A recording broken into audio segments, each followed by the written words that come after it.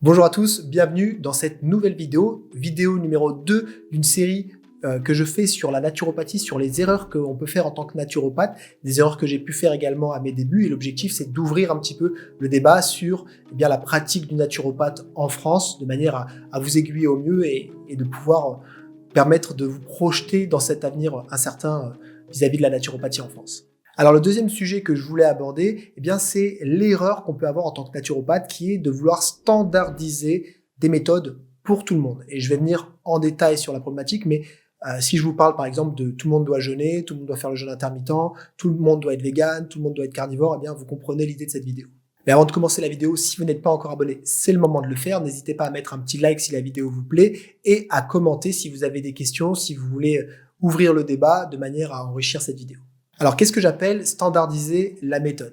Standardiser la méthode, c'est vouloir faire en sorte d'avoir un process qui permet de prendre en charge tout le monde, ou plus ou moins tout le monde, à peu près de la même manière. Alors évidemment, ça permet de gagner du temps, ça permet d'avoir des fiches qu'on va envoyer à tout le monde, on va envoyer les mêmes fiches, ça va permettre de ne traiter qu'une problématique, de se spécialiser, de gagner en jus de cerveau et d'avoir une niche qui permet de se développer un peu plus au niveau marketing sur les réseaux sociaux pour pouvoir avoir plus de clients. Et ça, c'est tout à fait louable, il n'y a aucun problème, mais le problème, c'est que la standardisation des méthodes va tout simplement nous faire perdre de vue l'essentiel qu'est la naturopathie, c'est-à-dire l'individualisation du protocole. Car justement, quand on est naturopathe, on veut sortir de cette ultra spécialisation et on veut avoir une vision très holistique, très globale de la problématique de la personne. Et donc, on doit faire en sorte d'analyser un petit peu tous les champs existentiels de la personne, son alimentation, son sommeil, son activité physique, son niveau de stress, ses carences micronutritionnelles, sa biologie, etc. Et donc, comment vouloir standardiser quelque chose quand on a des personnes qui présentent des profils totalement différents, car on a accès à justement le maximum de données en tant que naturopathe parce qu'on va élargir notre questionnaire, on va élargir notre anamnèse. Et souvent, ce qu'on s'aperçoit, c'est que la standardisation qu'un naturopathe va pouvoir mettre en place, elle dépend profondément du cursus de naturopathie qu'il aura choisi. Prenons un naturopathe qui a suivi une vision hygiéniste de la santé, celui-ci va avoir tendance à vouloir mettre tout le monde en jeûne, par exemple. Même si, bien évidemment, il peut plus ou moins individualiser le jeûne à son client, il va quand même chercher à faire jeûner. Or, le jeûne, c'est une technique parmi tout un arsenal de techniques qu'a le naturopathe pour pouvoir mettre en avant la santé de la personne. Autre exemple, les détox. Il y a des naturopathes qui vont chercher systématiquement à vouloir détoxifier leurs clients avec des cures plus ou moins similaires, notamment les cures avec l'huile de ricin, les lavements, les brossages à sec, etc.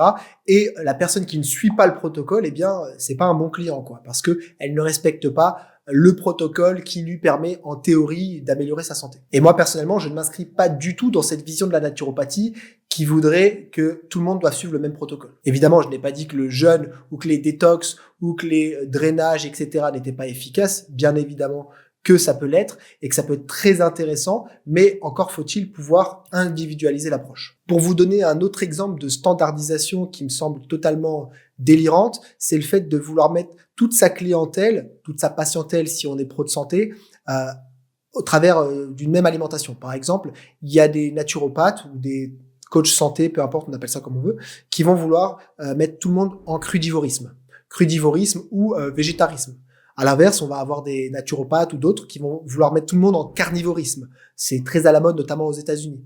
La diète cétogène également pour tout le monde, etc.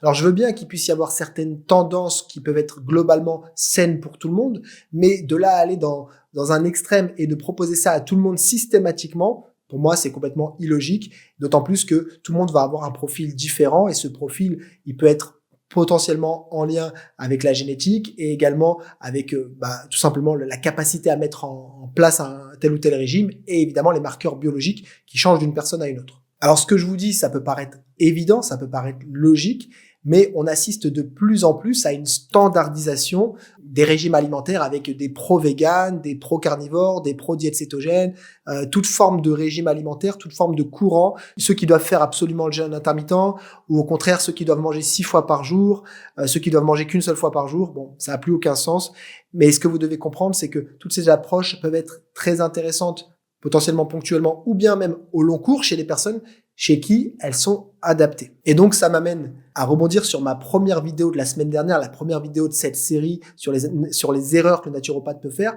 c'est le fait d'avoir accès à des analyses biologiques, d'avoir accès à une lecture globale pour comprendre le terrain de l'individu. Sans ça, eh bien, vous proposez la même recette à tout le monde.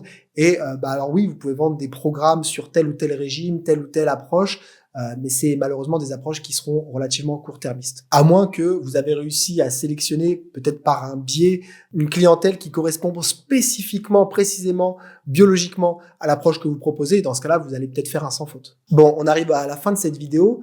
Dites-moi ce que vous en pensez en commentaire. C'est très important pour moi d'avoir votre avis, d'avoir votre retour. Partagez la vidéo à vos proches, à votre naturopathe par exemple, si vous avez l'impression qu'il est trop dogmatique sur une approche. Partagez-la à moi si vous avez l'impression que je suis trop dogmatique, ou en tout cas, échangez avec moi sur le sujet. Et je vous dis à la semaine prochaine. N'hésitez pas à liker la vidéo si elle vous a plu et n'oubliez pas de vous abonner.